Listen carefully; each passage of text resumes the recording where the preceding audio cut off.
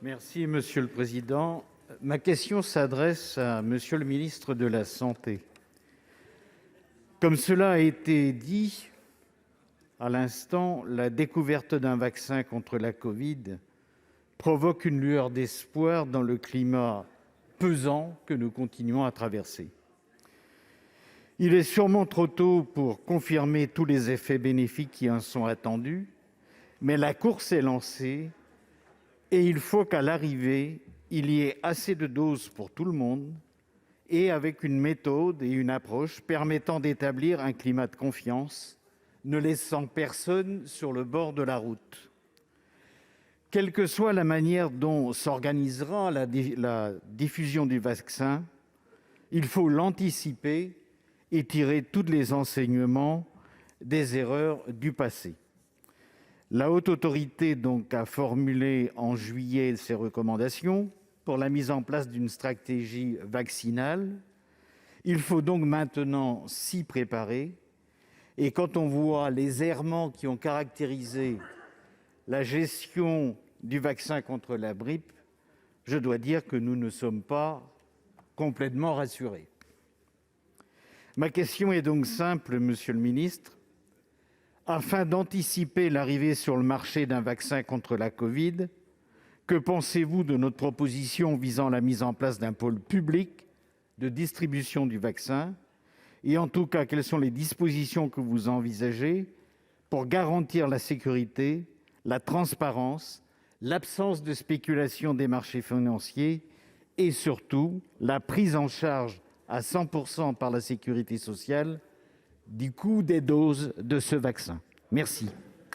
Pour vous répondre, la parole est au secrétaire d'État chargé de l'enfance et des familles. Vous avez la parole.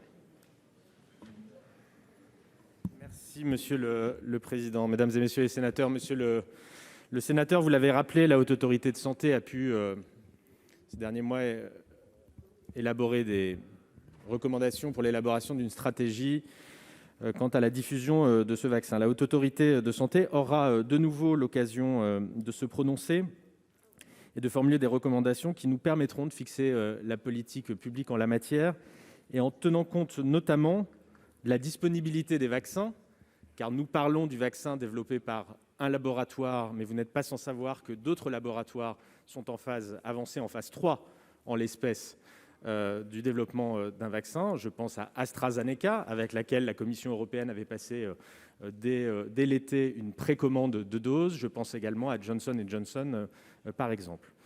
La Haute Autorité de Santé devra donc s'exprimer en fonction de la disponibilité de ces vaccins, mais également tenir compte du profil spécifique de chacun de ces vaccins, puisque vous le savez peut-être aussi, 2 doses pour Pfizer, 1 seule dose pour un certain nombre d'autres vaccins. Donc vous voyez qu'il y a encore un certain nombre de paramètres que nous ne connaissons pas, que nous ne maîtrisons pas, et sur laquelle la Haute Autorité de Santé aura à se prononcer afin d'élaborer cette stratégie que vous appelez de vos voeux et que nous partageons évidemment. Avec une anticipation, je vous l'ai déjà dit, de la part du gouvernement, notamment sur tous les aspects plus opérationnels et techniques. J'évoquais tout à l'heure la précommande de matériel permettant de maintenir à moins 80 degrés ce vaccin développé par Pfizer, ce qui ne sera peut-être pas le cas d'ailleurs des autres vaccins. Nous attendons les résultats des recherches. Et permettez-moi enfin, monsieur le sénateur, d'ouvrir un petit peu le champ de votre question à l'international, puisque la question de la disponibilité, de l'universalité de ce vaccin au niveau mondial est aussi une préoccupation que le président de la République a exprimée dès le 24 avril dernier en parlant de bien public mondial. Et c'est ce que nous avertirons également de faire et de promouvoir au niveau international. Quelques secondes, monsieur Lélec, mais quelques secondes.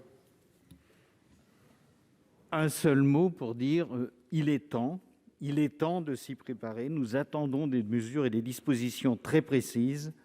Évitons, je vous en supplie, d'avoir à nouveau un train de retard. Merci.